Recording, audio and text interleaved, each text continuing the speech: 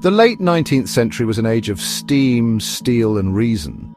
But, it was also an age of deep spiritual questioning. Many people felt that science and industry had stripped the world of its mystery and soul. So they looked for answers in older, more hidden traditions. Out of this spiritual hunger, a new and powerful magical society was born. This was the Hermetic Order of the Golden Dawn. It was founded in London in 1888, and this secret group would change the face of Western magic forever. Its members, you see, sought to uncover the hidden laws of the universe and master the ancient arts of the Magus, creating a complete system of magical theory and practice. Now, the founders of the Golden Dawn were three men who were already members of another secret society, the Freemasons. Their names were Media Group, portraits of William Robert Woodman, William Wynne Westcott in Victorian attire with Masonic symbols at Stockat at distribute _equally, William Robert Woodman, William Wynne Westcott, and Samuel Liddell MacGregor Mathers. These men were doctors, coroners, and scholars with a shared passion for mysticism and the occult. They claimed to have discovered a mysterious document written in cipher. This document, known as the cipher manuscript, appeared to contain the outlines of magical initiation rituals. It provided the framework for a new magical order, one that would essentially synthesize many different esoteric traditions into a single cohesive system of learning and spiritual development. This discovery became the society's creation myth. The cipher manuscript led the founders to a supposed Rosicrucian adept in Germany named Anna Sprengel. Through correspondence, she allegedly authorized them to establish an English branch of this ancient German magical order. This connection to Rosicrucianism gave the new society an air of historical legitimacy and ancient authority. The Rosicrucians were a legendary secret society of the 17th century, said to possess profound wisdom. By linking themselves to this tradition, the Golden Dawn's founders positioned their group not as a modern invention, but as the revival of a timeless and powerful magical current. It was a story that attracted many who were searching for genuine spiritual roots. The Golden Dawn was therefore designed as a school for magicians. It was a place where dedicated students could learn the theory and practice of ceremonial magic in a structured way. This was very different from the scattered and often confusing occult knowledge available at the time. The order offered a complete curriculum, a step-by-step path to illumination. Its goal was to help its members achieve direct contact with the divine and unlock their own hidden spiritual potential. It promised to teach them how to influence the world around them through the power of ritual, will, and imagination, restoring magic to a place of serious study. The teachings of the Golden Dawn were, honestly, a rich tapestry woven from many different mystical threads. The society did not invent new ideas so much as it synthesized existing ones into a powerful and practical system. At its core was ceremonial magic, the use of elaborate rituals to focus the mind and will. Members also studied the Jewish mystical system of Kabbalah, using its tree of life as a map of the cosmos and the human soul. They learned astrology to understand the influence of the planets and tarot for divination and meditation. Other subjects included alchemy, the art of spiritual transformation, and the symbolism of ancient Egyptian religion, all integrated into a unified whole. Progress within the Golden Dawn was marked by a series of grades, much like a modern university. A new member would enter as a neophyte or beginner. To advance, they had to pass examinations and demonstrate their knowledge of the required subjects. The society was divided into two main parts, the Outer Order and the Inner Order. The Outer Order taught the basics of esoteric philosophy and the elements of magic. It was a preparatory school where students learned the magical alphabet, the building blocks of the great work ahead. This structured approach ensured that every member had a solid foundation before moving on to more advanced and powerful practices. After passing through the grades of the Outer Order, a dedicated member could be invited into the secret Second Order, the Rose Rubae et Aureae Crucis, the Ruby Rose and Golden Cross. Here, the real practical magic was taught. Initiates learned how to perform evocation, the art of summoning spirits, and invocation, the practice of calling divine forces into oneself. They were taught how to create and consecrate their own magical tools, such as wands, daggers, and talismans.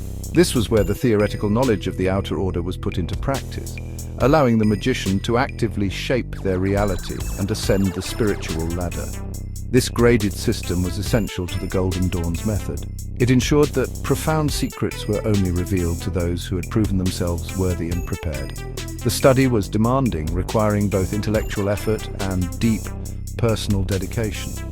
Members were expected to keep detailed magical diaries, practice daily rituals, and spend many hours memorizing complex correspondences of symbols, colors, and divine names. This discipline was seen as a vital part of the magician's training. It was through this hard work and structured learning that the initiate's consciousness was slowly refined, preparing them for the ultimate goal of spiritual enlightenment and union with the divine. The Golden Dawn attracted a remarkable collection of individuals from the artistic and intellectual circles of late Victorian and Edwardian society. Its most famous member was the great Irish poet William Butler Yeats. He was deeply involved for many years, and its symbolism heavily influenced his poetry and plays. Another prominent member was Annie Horniman, a theatre patron who used her wealth to finance the Abbey Theatre in Dublin. Other members included authors like Arthur Machen, known for his supernatural fiction, and the actress Florence Farr. These creative minds were drawn to the Order's promise of a deeper reality hidden behind the veil of the everyday world. Perhaps the most notorious figure associated with the Golden Dawn was Aleister Crowley. A brilliant but rebellious occultist, Crowley joined the Order in 1898 and quickly rose through the ranks. His ambition and desire to bend the rules to his own will brought him into direct conflict with the Society's leadership. Crowley was a powerful magician, but his personality was too disruptive for the conservative structure of the Order. His clashes with Mathers and other senior members were a key factor in the eventual splintering of the group. Crowley would later go on to found his own magical system, Thelema, but it was built upon the foundations he learned in the Golden Dawn. Secrecy was the cornerstone of the Golden Dawn's operations. All members took a solemn oath to keep the teachings and rituals of the Order completely confidential. This was not simply to create an air of mystery.